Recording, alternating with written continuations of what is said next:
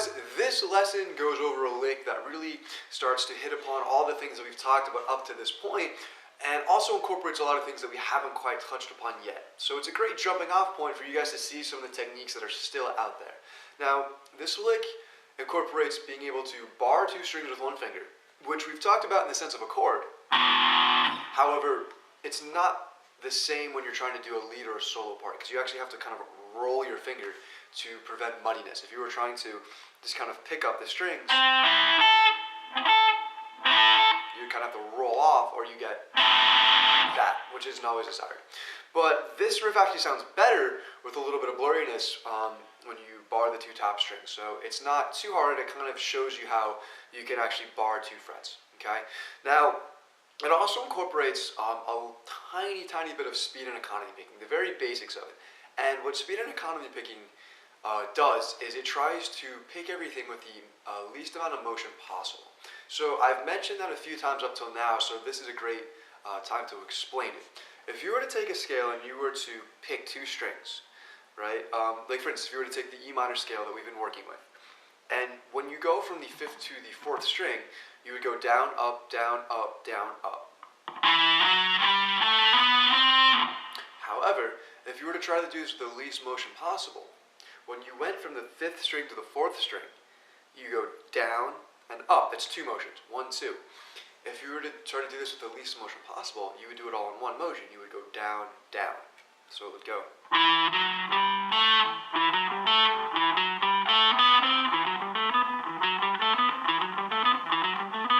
So it actually makes it much smoother and much easier to do.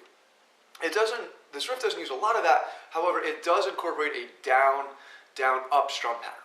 Okay, and the reason I want to say this is because it's not an alternate pattern, and it's not a strictly down pick pattern.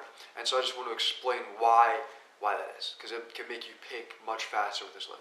And it also incorporates a little bit of the bending that we talked about last video with the two string sound. And while you're not exactly picking two strings with this, it does get the exact same sound out of it. The riff we're going to use goes like this.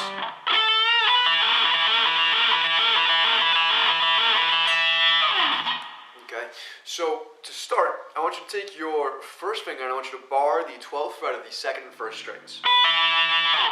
Okay, and then I want you to take your middle finger and put it on the 13th fret of the second string, and your ring finger on the 14th fret of the third string. So now you have your middle finger for support, your ring finger is playing the 14th fret of the third string, and your first finger bars the 12th fret of the first and second strings. Okay?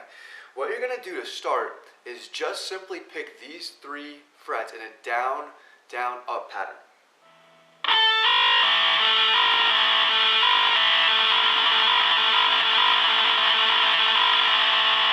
Should sound very blurry. If you're playing with a lot of distortion, it will definitely sound blurry, and the reason is because the notes aren't ending. They're just kind of all meshing into each other. Okay?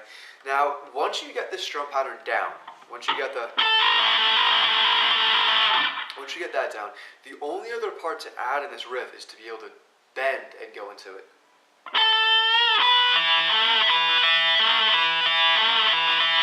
And what you do here is you bend on the 14th fret with your middle finger for support, and as you pick the next string, you take your fingers off.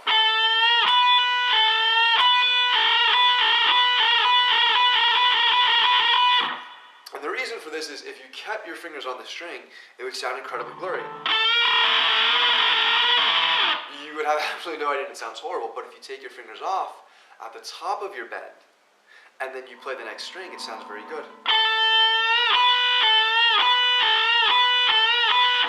So, in all, this should start out very slow, because this can be very difficult to incorporate the bends with the picking. But if you start out and you just...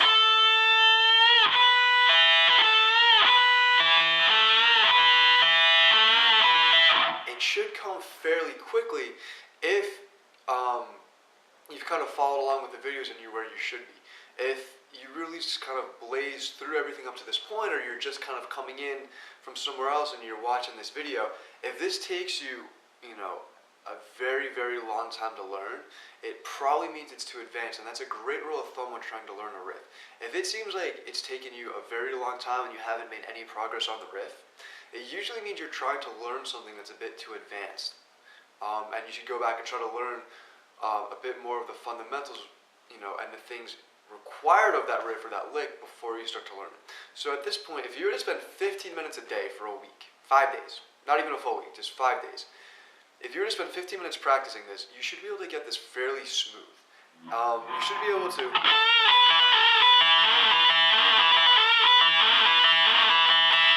At least. Now, the way you end this riff is you can just kind of double tap the first string. It's just a nice and simple way to end this.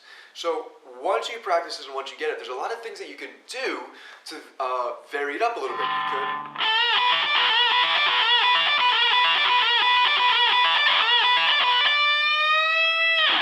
And all I did there was I added my pinky hitting the 15th fret of the second string. So I did my bend, like normal, and then I hit 15, and then 12. So bend, 12, 12, 15, 12. So there's a lot of different variations that you can do, and this is a great riff that can just give you a little bit of, added oomph if you just want, a quick second or two of, something that sounds really cool. This is one of the first licks that I actually learned, believe it or not, once I started trying to learn, some type of, soloing and lead stuff.